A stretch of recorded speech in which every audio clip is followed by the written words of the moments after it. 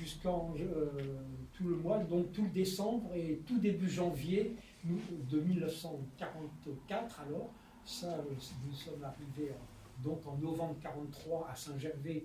En décembre 1943, nous étions à Combloux, en Haute-Savoie, et on nous a l'oncle, le frère de ma mère, qui avait tout juste terminé ses études de médecine à la faculté de médecine de Strasbourg. Il habitait Mulhouse juste avant la guerre. Bon, il n'exerçait pas son métier de médecin pour des raisons évidentes pendant la guerre, pendant l'occupation. Il vient nous chercher, il nous amène en Auvergne, dans le Puy-de-Dôme, à La Bourboule, près de Clermont-Ferrand. Et là, nous étions dans une pension où il y avait une quinzaine d'enfants, à peu près, en 1940, tout début 1944.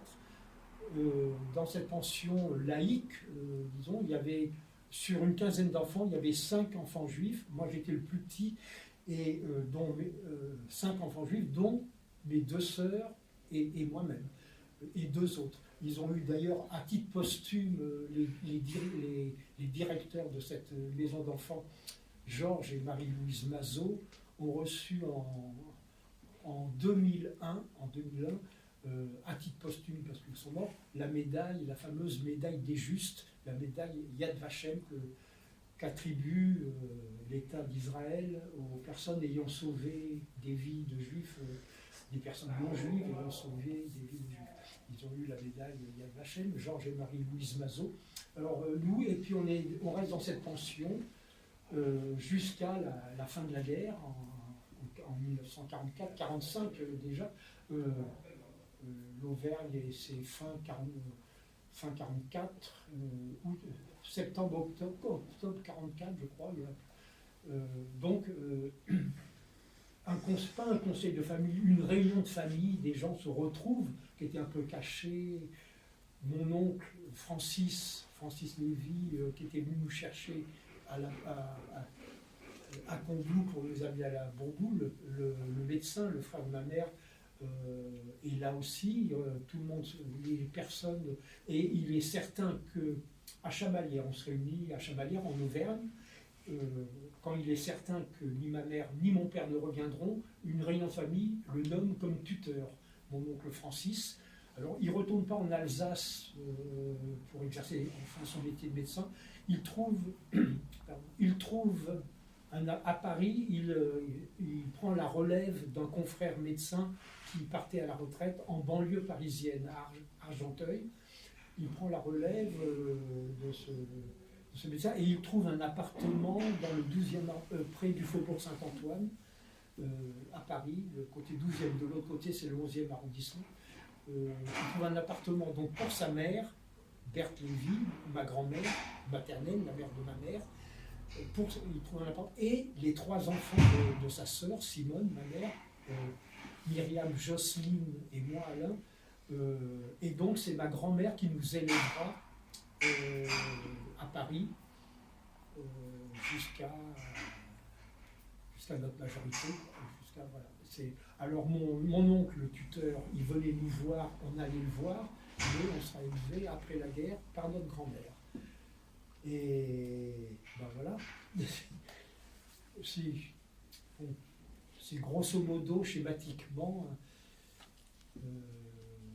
mon histoire, enfin surtout par rapport à cette période, mon histoire, alors d'enfant caché. L'expression enfant caché, comme vous le savez probablement, elle est née à New York dans les années... elle n'a pas toujours existé, mais je trouve que cette formulation, enfant caché, correspond bien à la réalité. Et on était caché, il fallait pas dire, pour continuer à exister, il ne fallait pas dire être caché, pas dire qui on était. Ça a été par une psychologue, ça a été très bien analysé, Nathalie Zaldé, qui a préfacé le petit ouvrage. Elle a fait une courte petite préface, et je la connais, enfin, et elle a voulu faire une petite préface. L'expression enfant caché, une réunion des ex-enfants pendant la guerre qui cachés pour échapper à la déportation et à la mort dans les camps nazis. Cette expression, je ne me rappelle plus la date, c'est une espèce de congrès, de colloque, de congrès, de séminaire, peut-être pas, mais à New York, je ne me rappelle plus les années, il y a une trentaine d'années qui a formulé les enfants cachés. Et alors il y a eu des associations, il y en a eu, elles n'existent plus. Personnellement, je n'y suis pas allé dans cette association d'enfants. Enfin, c'était très bien qu'elle existait, ça permettait aux anciens enfants cachés de se réunir, de parler entre eux de leur expérience, de leur histoire. Moi, personnellement, c'était très bien que ça existait, mais je n'éprouvais pas le besoin d'aller raconter. À la limite, maintenant, je suis content de raconter mon histoire. Maintenant, mais avant, même pour en parler avec d'autres, je n'en éprouvais pas le besoin. Mais maintenant, en plus, je parle avec d'autres qui ont eu la même expérience, qui prennent de l'âge aussi, et avec d'autres, et des plus jeunes, parce que bon, c'est une façon de témoigner, c'est des actes de mémoire, comme on dit, pour témoigner de ce que fut une histoire, mais enfin, parmi d'autres qui étaient peu communes quand même, vu les circonstances. Et c'est un acte de mémoire, et en l'occurrence, vis-à-vis de mes parents. Bien voilà, si vous avez des remarques, des questions, dans la mesure des possibilités, je répondrai. Oui.